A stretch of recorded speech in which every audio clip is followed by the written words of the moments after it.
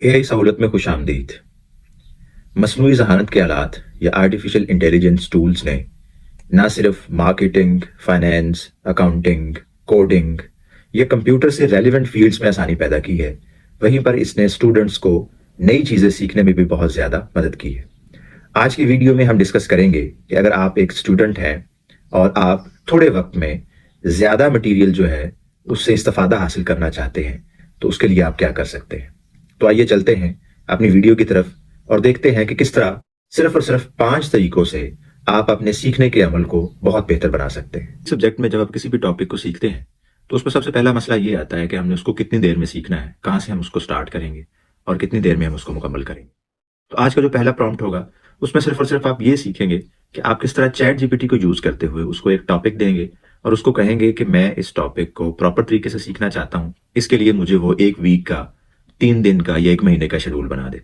तो आइए देखते हैं कि ये कैसे मुमकिन है। तो ये हमारे पास है चैट जीपीटी की स्क्रीन और इसके लिए जो प्रॉम्प्ट है वो मैंने ऑलरेडी डिज़ाइन किए हुए हैं। तो ये प्रॉम्प्ट मैं यहाँ पे पेस्ट करूँगा जी। तो इसमें बेसिकली सबसे पहले मैंने टॉपिक दिया है एनाटॉमी ऑफ हार्ट और उसके बाद मैंने उससे रिक्वेस्ट की है कि वो एक स्टडी टाइम टेबल जो है वो मेडिकल स्टूडेंट के लिए बनाए, जिसमें वो रिवाइज कर रहा है ये जो टॉपिक है एनाटॉमी ऑफ हार्ट का। उसको the time table should cover a week, ये मैंने उसको टाइम बता दिया, यानी आपने कंप्लीट कॉन्टेक्स्ट उसको बताना है। It should break down the above topic into its individual learning topics, यानी इसके जो सब टॉपिक्स हैं उसको भी इंक्लूड करे। It should include food breaks, exercise breaks and sleep, यानी 3 चीजें ये उसने साथ निकालनी है। और एंड पे मैंने कहा है कि उसने टाइम ब्लॉक्स में मुझे डिटेल बतानी है। तो देखें ये किस तरह रिजल्ट जनरेट करता है जी। तो आप देख सकते हैं कि उसने एक टेबल की फॉर्म में हमें एक शेड्यूल जो है वो बना के दे दिया है, जिसमें हमारे पास डिफरेंट कॉलम्स हैं, यानी वीक डेज के हिसाब से मंडे, ट्यूसडे टिल संडे। फिर उसने टाइम ब्लॉक्स बनाए 7 to 8, 8 to 9, 9 to 10:30, 10:30 to 11।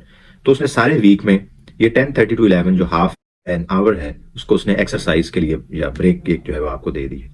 12:30 से 1:30 उसने लंच का टाइम दिया है और उसके बाद 5 to 6 exercise free time, 6 to 7 dinner. फिर उसने 7 to 9 जो है उसने कहा है कि आप इसमें रिवीजन करें, प्रैक्टिस क्वेश्चंस लें। फिर उसने कहा 9 to 10 विन टाइम है और 10 बजे आप सो जाए। अच्छा, दूसरी बात यह है कि इसमें आप देखिएगा कि जो मेन टॉपिक था एनाटॉमी ऑफ हार्ट, उसमें उसने सब टॉपिक्स मजीद डिवाइड कर दिए हैं और उसने क्या कहा है कि जी आपने 8 बजे से 9 बजे तक जब ब्रेकफास्ट कर लेना है तो 9 से 10:30 तक मंडे को जो आपने रीड आउट करना है वो हार्ट के स्ट्रक्चर को पढ़ना है। उसके बाद नेक्स्ट आपने हार्ट चैम्बर्स को देखना है, फिर आपने हार्ट फंक्शन को देखना है, फिर क्लिनिकल केसेस आपने पढ़ने हैं इससे रेलिवेंट। और नेक्स्ट उसने जो है वो बता दिया है कि 7 to 9 यानी सोने से पहले आपने उसकी रिवीजन करनी है। तो रिवीजन में उसने बताया कि जी आप फ्लैश कार्ड्स बनाएं, क्वेश्चंस बनाएं, वीडियो लेक्चर्स देखें। तो आने वाले प्रॉम्प्ट्स में हम ये भी डिस्कस करेंगे कि हम फ्लैश कार्ड्स ये तो जो हमारा जो दूसरा प्रॉम्प्ट है इसमें बड़े सिंपल तरीके से अगर कोई स्टूडेंट जो है वो किसी भी एक सब्जेक्ट के हवाले से चाहता है कि जिस तरह टीचर एक आपको क्वेश्चन करता है आप उसका जवाब देते हैं और बाद में अगर आपका आंसर गलत है तो टीचर आपको एक्सप्लेन करता है कि आपने कहाँ पे मिस्टेक की है। तो इस तरह का एक प्रोसेस बनाने के लिए हम किस तरह चैट जीपीटी से हेल्प ले सकते हैं। अच्छा, इसमें आप देखिएगा ये हमारे पास चैट जीपीटी की स्क्रीन है। इसमें जो प्रॉम्प्ट हम यूज करेंगे ये है, इसमें हमने टॉपिक रखा है जी GCSE बायोलॉजी और चैट जीपीटी से हम कहेंगे कि वो हमें क्वेश्चन करे और उस टॉपिक पे जो टॉपिक हमने उसको दिया है, फिर आप ये कह रहे हैं कि चैट जीपीटी फिर वेट करे, हम उसका आंसर देंगे, फिर वो हमें जो है वो डिटेल में उसका आंसर बताएगा। तो देखते हैं ये किस तरह वर्क करता है जी। तो ये मैंने चैट जीपीटी में पेस्ट किया और आप देखते हैं जी। तो उसने कहा sure, here is your question on GCSE biology, what is the function of the cell membrane and how does it contribute to maintaining homeostasis in a cell जी। तो इसमें मैं क्योंकि मेरी मेडिकल फील्ड नहीं है तो हम एक सैंपल साइज को जो है वो जवाब देते हैं। I don't know, can you please explain briefly जी। तो इसे आपने कहा कि जी मुझे तो इसका जवाब पता नहीं है, तो बहरहाल आप इसको ब्रीफली बताएं। उसने कहा no problem, here is a brief explanation, तो उसने एक्सप्लेनेशन दे दी है। अब आप उसको कहेंगे आस्क नेक्स्ट क्वेश्चन जी। तो आपने उसको कहा जी अच्छा ठीक है आप छोड़े उसको, मैंने इसके एक्सप्लेनेशन को रीड आउट कर लिया, आप मुझसे अगला क्वेश्चन पूछे। उसने कहा what are enzymes and how do they function in biological processes, आप इसका आंसर बताएंगे। जब आप आंसर बताएंगे तो अगर आपका आंसर पार्शली करेक्ट भी होता है तो वो आपको एक्सप्लेन करेगा कि इसमें से इतना पार्ट आपने ठीक जो है वो आंसर किया है और इतने जो पार्ट है वो उसमें कोई प्रॉब्लम है। और जहां पे वो प्रॉब्लम होगा वो आपको प्रॉपरली उसको डिफाइन करके और उसको एक्सप्लेन करके बताएगा कि ये प्रॉब्लम क्यों। फ्लैश कार्ड्स को सबसे बेहतर तरीका समझा जाता है अगर आपने किसी भी टॉपिक को रिवाइज करना हो। तो आपने तीसरे प्रॉम्प्ट में हम सीखेंगे कि किस तरह आप फ्लैश कार्ड्स क्रिएट कर सकते हैं यूजिंग चैट जीपीटी। तो इसमें सबसे पहला काम आप ये करेंगे कि आपने एक टॉपिक डिसाइड करना है। तो यहाँ पे मैंने एक टॉपिक डिसाइड किया है प्रॉम्प्ट नंबर 3 में, वो है फोटोसिंथेसिस। यानी इसमें हमने क्या करना है, हम उसे कहेंगे कि वो 2 कॉलम की स्प्रेडशीट जो है वो प्रिपेयर करे, जिसमें एक कॉलम में क्वेश्चंस हों और दूसरे कॉलम में उनके कोरेस्पॉन्डिंग आंसर्स हों। जी, तो हम देखते हैं कि ये किस तरह रिजल्ट जनरेट करता है। जी, तो आपने प्रॉम्प्ट लिखा और उसने एक जो है वो टेबल क्रिएट कर दिया है। उस टेबल में पहले कॉलम में हमारे पास क्वेश्चंस हैं और दूसरे में आंसर्स हैं। यानी पहला क्वेश्चन उसने बताया what is photosynthesis, where does photosynthesis occur in plants, what are the main reactants of photosynthesis. तो सारे क्वेश्चंस उसने पूछे और साथ उसने एक ब्रीफ सा आंसर भी आपको प्रोवाइड कर दिया। तो इसी तरह टॉपिक को चेंज करके या आप स्पेसिफिकली एक सब्जेक्ट का अगर आप नहीं बताना चाहते तो एक सिंपल सा चैप्टर जो है वो अगर आपने रिवाइज किया है तो उसका नाम दे के आप उससे रेलिवेंट जो है वो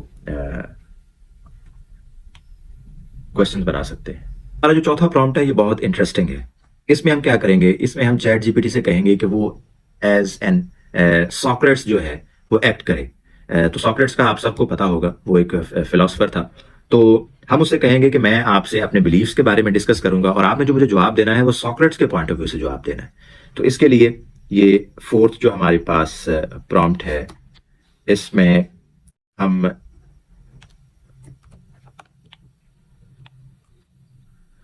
जी, तो ये प्रॉम्प्ट है I want you to act as a Socrates. जी, you must use the Socrates method to continue questioning my beliefs. यानी जिस तरह सॉक्रेट्स जो है वो बात करता है उस तरह आपने मेरे बिलीव्स को क्वेश्चन करना है। I will make a statement and you will attempt to further question every statement to test my logic.